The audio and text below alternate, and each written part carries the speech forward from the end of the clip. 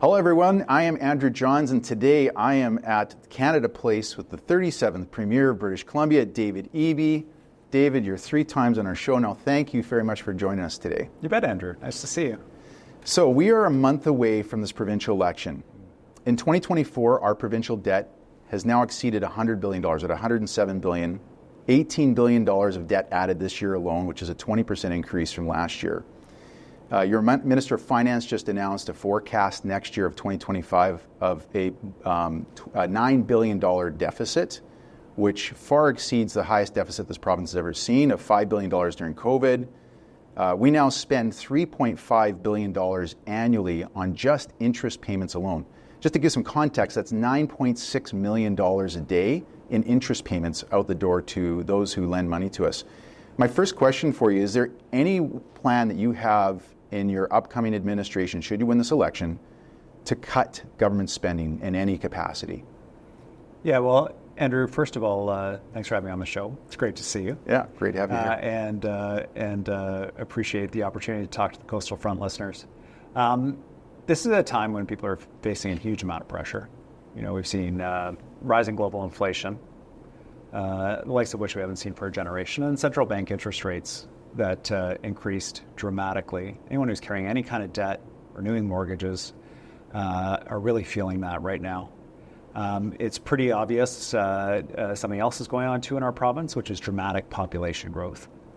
We added more than 300,000 people to our health plan just in the last 2 years. We set a 30-year high in the last 2 years for in-migration in British Columbia. The choices right now, and you've laid them out pretty starkly, are do we cut supports that people are counting on? Or do we continue the support for people and make sure that we're building the kind of province that we need? And that'll be the choice in the election going forward. We're pretty clear. We need to continue to build the schools and the hospital and the healthcare system and the transportation system that a growing province needs. We aren't going to cancel those projects. Doing so would significantly reduce that debt that you're talking about. But these are things that our kids and our kids' kids will be using, paid for over a generation. They have to be paid up front, just like when you buy a house. And that's infrastructure that was put off for a generation. Not a single new school was built in the city of Surrey the last 4 years John Rustad was in government. The fastest growing city in British Columbia, one of the fastest growing in Canada, not one new school. It's not okay. We have to build out the infrastructure for our province. It would have been cheaper to build it back then. It would have been cheaper to build Highway 1 when we needed it. It would have been cheaper to build the second hospital in Surrey when we needed it. But those things weren't done. In fact, the land was sold for those properties, for the things that we needed to do. And the government claimed a balanced budget. It wasn't responsible budgeting. And we're going to make sure that people are supported. Okay, well, look, there's a lot of validity and evidence that government spending on infrastructure, which of course these numbers will pertain to, does pay off in the long run. Okay, but you did mention, David, just a moment ago about balanced budget. So that's my follow-on question to you. Do you ever see yourself reaching a level where your administration will reach a balanced budget? Oh, absolutely. I mean, we've had 5 of our 7 budgets have been balanced, and we will get back to balance. But just like household... Do you have a date in mind on when that might happen? Yeah, our goal is within the next term of government to be back to balance. And just like household budgets, though, that are under incredible strain, resource prices are at record lows. We see people dialing back their expenditure that puts money into things like through provincial sales tax, government revenues. And we've seen a slowing global economy, which is putting downward pressure on a number of different businesses in the province that pay corporate income tax here. And so we're at the bottom of the economic cycle. The Bank of Canada is ratcheting back their interest rates. And as we exit out of that and we see the continued growth in the province, we'll be able to get back to balance. Continuing on with public finances, like in our own personal lives, when a province has a lower credit score, the cost of borrowing goes up. And effectively, lenders want to be paid more to be sure that they get paid back their principal and interest. During the mid-2000s and 2010s, under the former BC Liberal government, BC had a coveted position that no other province could claim. We had 3 of the 4 credit rating agencies had us registered as a AAA credit rating. Over the past 3 years, we've seen our province continue to get downgraded by these credit rating agencies, 2 of which have us on negative watch, which implies that they're likely going to give us another downgrade. How important is it to you to maintain a strong credit rating here in the province? Yeah, well, it's important among with another series of factors about what's important in British Columbia. Credit rating agencies' perspectives on our province, as you say, has an impact on interest bite that we pay. It's important for your listeners to know we pay the second lowest interest of any province in Canada. We're the only province with a AAA credit rating. The major critique that the credit rating agency that downgraded us made against us was that our capital budget was too high. That's what I'm talking about, the schools, the roads, the hospitals, the transit systems that we have to build for our province. Governing is about making choices and balancing these things. And we believe we need to be building out for a strong and prosperous future for the province. That's what's going to lead to the future growth that supports more people coming to our province and building a decent life here, which is something that we're definitely seeing. I'm proud of where we are economically, the fastest growing GDP of any of the big provinces in Canada. We'd be the fastest overall, except PEI is ahead of us, which, we'll go after them. Yeah, they added a factory. And so, having a fast growing GDP, we have 70% more investment in our province in the last 2 years. In the last 2 years of Rustad's government, 90% more investment in the last 5 years. In the last 5 years of Rustad government, new mines opening, substantial construction, old mines reopening. All these pieces are happening. It doesn't matter unless people are feeling it in their lives and seeing the benefits of that show up in their day-to-day lives in the province. And so making sure that we do achieve things like we have the fastest growing wages in Canada, as well as one of the lowest unemployment rates, that's something that makes a difference for families. We had the lowest minimum wage in Canada, and now we have the highest, and we were told we couldn't do that because it would result in high unemployment. Well, we have one of the best unemployment rates in Canada as well. So there are a whole bunch of factors that we're trying to balance here at a really challenging economic time, but the lens on it consistently is supporting people, because without people, our economy is really going to struggle. Okay, well said. We're going to switch to healthcare now, David.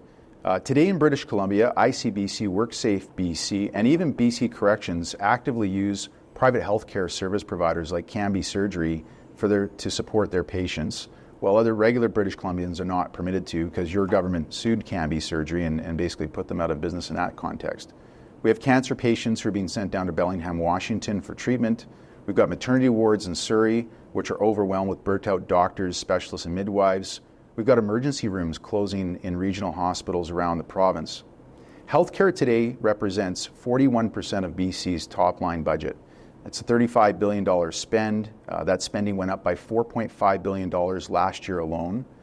$2 billion, I should note, of that is spent just employing the Ministry of Health and the 4 provincial health authorities for their kind of office staff, not actual healthcare workers. So in context of overall, it's not a huge number, but $2 billion out of the $35 billion. Why is our public healthcare system failing so many of us today? Well, it's a really good question, Andrew, and it's not just in British Columbia. It's across Canada. This is the number one topic among premiers when we get together is our healthcare system, how we support people in our communities with the healthcare that they deserve. There's a couple of major factors driving this. One is our population in the province. We have an aging population. When they get sick, they get more sick than they used to. They have more complex and intensive needs as lifespans continue to expand. And the second is the overall population growth that we've seen in the province of BC. Historic levels of population growth under the federal Liberal immigration goals that they've set for themselves without, in my opinion, thinking downstream about what the impacts are going to be on basic services in the provinces. And so we're grappling with those things.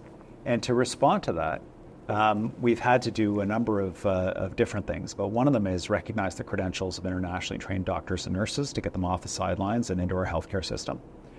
Recognize that hospitals in our province have not kept up with our population, the physical infrastructure and the equipment that the doctors are being asked to use. It's part of recruitment and retention of doctors, but it's also part of the outcomes for patients that you have fewer complications and people don't get as ill in a facility that's properly equipped and modern.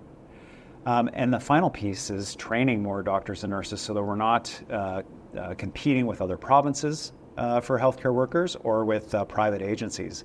I've heard John Rustad's suggestion that we could benefit from increased privatization in our healthcare system in BC, but when the problem is a shortage of healthcare workers to respond to the demands of the population, when you bring in privatization, what you do is you end up competing with private companies for the same healthcare workers.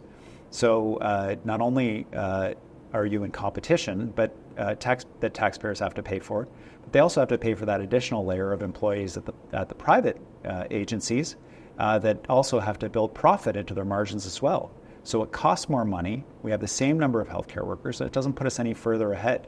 That's why we're doing things like opening the new medical school in Surrey that's going to start taking students this coming September, their first batch of students. It's why we're doing expanding the space at UBC to have more doctors and nurses. And cutting our healthcare system at this time, as John Rustad is proposing, and as he's done before, will just make that work so much harder. Okay. Aside from these points you've just highlighted, David, is there anything else within the healthcare sort of policies that your NDP government in the next 4 years, should you win this election, will do differently than your party has done in the last 7 years? Is there anything else you want to maybe highlight of a plan you have in place that you haven't done in the past that you plan to do in the future? Yeah, absolutely. There's a number of pieces. So today we just announced that for the first time in 20 years, fewer people are looking for a family doctor than were before. We've entered into the new agreement with family doctors. We've connected 250,000 people with a family doctor in the last 12 months or a nurse practitioner, and it's accelerating. We can see it because we have a new registry for people looking for a family doctor, the Health Connect registry, and any of your listeners looking for a family doctor should register. But in the next 6 months, another 250,000 people will be connected with family doctors because we can see those new doctors coming online and we know the spaces that are available. And so that, first of all, that far more rigorous and measured approach around family doctors and connecting people with them. We know who's connected to what family doctor. We know what spaces we need. We know how many people we need to train to be able to fulfill the demand in the province. And we're moving in that direction. That's how we're actually closing that gap. And just for contrast, when John Rustad was last in government, when they had the GP for Me program in 2010, everyone's going to get a family doctor. When they wrapped it up in 2015, 130,000 fewer people had a family doctor. Okay. So this is not easy stuff, but wrapping around and being rigorous about the system is critical. The second piece is prevention. So one of the big challenges we face in the healthcare system is we're responding after people get acutely ill and they show up in an emergency room. But we're expanding programs that around major diseases like diabetes, where we're able to prevent people from entering that acute stage and requiring amputations and other health interventions through, they're called primary care networks. It's where the family doctor can refer you to a dietitian or refer you to an occupational therapist or a counselor to prevent you from facing more acute needs later. We have 79 of these across the province. There's a proactive approach. It's kind of instead of being reactive. To prevent you from needing that really expensive surgery down the line. One of the ones that I'm really proud of is an at-home cervical cancer screening program for women across the province.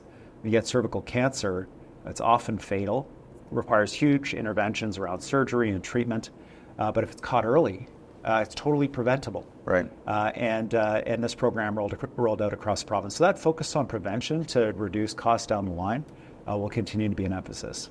I want to now switch to housing. Sure. Affordable housing continues to be an unattainable goal for many British Columbians.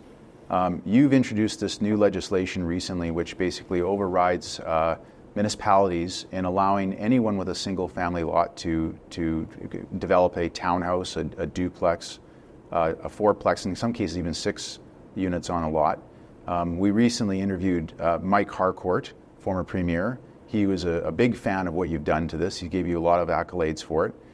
Maybe you can talk a little bit more about the housing file and the progress that you see your government making. And again, for the listeners, what can they anticipate would happen in another 4 years of an NDP government when it comes to housing? Yeah, I think, Andrew, for anyone who's looking on Craigslist for a place to rent or they're looking for a place to buy, they feel that deep frustration about either how far away they have to live from work or that they may never be able to get into the market. This strikes at a couple of things, and one is the future of our economy and our economic growth generally. If employers can't find the workers they're looking for, or people are moving out of the province who are in their most productive working years, that's a detriment for us, but it's also kind of like the soul of the province, like the future of the province, if young people can't see a home for themselves here. And so it's quite an urgent thing, which is why we've been so focused on all of the above. We're going to deal with the toxic demand in our market around the people leaving homes vacant in the middle of a housing crisis, the money launderers using our housing market as a chance to hide the proceeds of crime, addressing Airbnb people buying up whole homes and condos to use as hotel rooms when vacancy rates are lower than 1%, but also the supply side, making it legal to build a townhome. I mean, most people are not going to buy a single family home as their first place. They need to have housing options that they can actually afford. They shouldn't be that the easiest and fastest thing to build in British Columbia is a single family home. It should be just as easy to build the kind of housing that people can afford right out of the gate. That's why we've legalized housing across the province. And unfortunately, and I think really unfortunately, because I don't think it should be partisan, John Rustad and the BC Conservatives have committed to roll back literally every initiative that I just described to you, as well as other ones. And I just think it's such a huge mistake to go back to the old status quo on housing. We have massive population growth. We have to build more, and we've got to respond to that both for economic reasons as well as just ensuring that young people see a future here. David, the carbon tax, it's been a big topic. You came out recently and stated that you are going to eliminate the tax as long as the federal government gets out of the way as well. But you also highlighted that you're still planning to build a sort of polluters that create the pollution in our province. So can you highlight more of your strategy here, and in particular, how do you plan, if you're eliminating the carbon tax, how are you planning to build these polluters? Thanks, Andrew. So, I mean, what I was seeing in our province was families really being forced to choose between two untenable options. On the one hand, can we support climate action? Can we recognize that climate change is real and support that something needs to be done about that? Or can we cover the basics, the costs that we're facing in our day-to-day lives? And I don't want people to have to choose between those things. I want to have a province where people feel they're able to cover their basic expenses and also support action on climate change. And the carbon tax worked here in BC for a long time.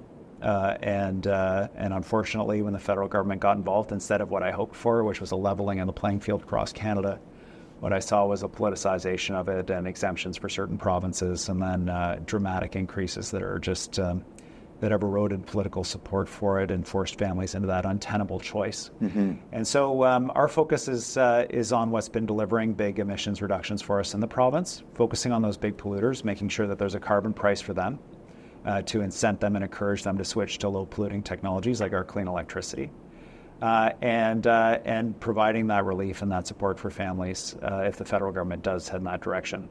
There's a big difference between our position and John Rustad's on this. I mean, John Rustad thinks that climate change is a hoax, that it's a lie, that reducing carbon pollution would not, as he believes, change the weather. There's a whole bunch of science, obviously, that pushes back on that pretty strongly. And in BC, we can't afford someone who would leave our communities unprotected from the impacts of climate change, who would tell companies who would come here that they're idiots for thinking that low-carbon products bought in British Columbia are providing an advantage around climate change. This is our big advantage economically, our clean electricity producing some of the lowest carbon products in the world. And finally, just in terms of the work that we've got to do as a province and around the world around addressing carbon pollution, it just seems so bizarre to me. But just in the last 2 days, he's announced that he would cut taxes for the biggest polluters in our province. And guess who's going to have to pay for that? Everyday British Columbians that are already struggling, and the biggest polluters are actually the most profitable companies. Right. When it comes to carbon pollution in our province, they're making billions of dollars. And so cutting taxes for billion-dollar oil and gas companies while families are struggling doesn't make any sense to me. Okay, good answer. Last topic I want to talk about. I was driving through the downtown east side just on Friday, and I haven't been through there in probably the better part of a year. And as I was driving through, David, I thought, I hadn't seen it this bad. And I thought, wow, like these poor people, like they don't want to be in this position. Their families don't want us to be in this position. We don't want them to be in this. And then you came out with this announcement for involuntary care, which I in my head, it was funny, almost like you were reading my mind. I'm like, we need to do something about this. Now, I know that John Rustad and the BC Conservatives are now calling you flip-flop Eby or something like the derogatory like that, but seems to me like a great policy. So my question to you is why only now has this come out? Why did you not make that decision previously? Yeah. I mean, just on Rustad, like, I will let people calling me names deter me from doing what's right for the province. Well, good for you, yeah. And this is a really challenging issue, and to pretend otherwise isn't fair to it. So we have a growing population of people that are surviving overdoses with serious brain injuries. It's interfering with their ability to make decisions and make them impulsive. We've seen violent attacks. They're not being successful in hospital. They're using drugs in hospital. They're not being successful in social housing. They're scaring their neighbors and the staff and then causing havoc in the communities, which is undermining support for social housing. It's not a good fit for them there. And they're not staying in jail. They get arrested. The judge is like, you're mentally ill and brain injured. I'm not going to keep you in jail. And they get released back into the community to repeat this cycle over and over. And so something's got to be done to ensure that people are getting the care they need. And that something is long-term, residential, secure care for people that can't ask for the help they need. On the specific issue of government policy around young people especially, which is where a young person could be compelled into treatment when they're not able to ask for it themselves. The competing weight and the one that continues to make this a very challenging issue is if a young person is with a group of friends and they're using drugs and someone appears to overdose, will they call 911? Or will they refuse to call 911 because they're worried their friend will get taken to the hospital and be released? And so this is to pretend that that's like a simple and straightforward question about how we deal with this is not a made-up issue. There was a young woman at the University of Victoria that died when her friends were extremely reluctant to share the information with first responders that maybe there was a drug overdose here. And so it's very tricky. It's very hard to know how to address these issues. And what we've been doing is we've been trying different approaches. When they don't work, try something else. When they do work, we're doubling down on it. We have a province-wide phone number for people to access treatment, 600 new treatment beds on the voluntary side. That was a key piece we had to have in place before doing involuntary care. But having those pieces in place, 3,600 funded beds across the province. If you want to get care, you can call this phone number. You can get connected. We're making it as easy as possible. We do have this population of people that are not going to ask for help. They're causing a lot of havoc in our community, that are not safe themselves, and they're causing the community not to be safe, and we're taking action for them. Okay, well said. David Eby, MLA for Vancouver West Point Grey, leader of the BC NDP and Premier of British Columbia. Best of luck with this upcoming election, and we'll look forward to chatting with you again soon. Thank you for coming on Coastal Front today. Thanks for having me, Andrew. Nice to see you.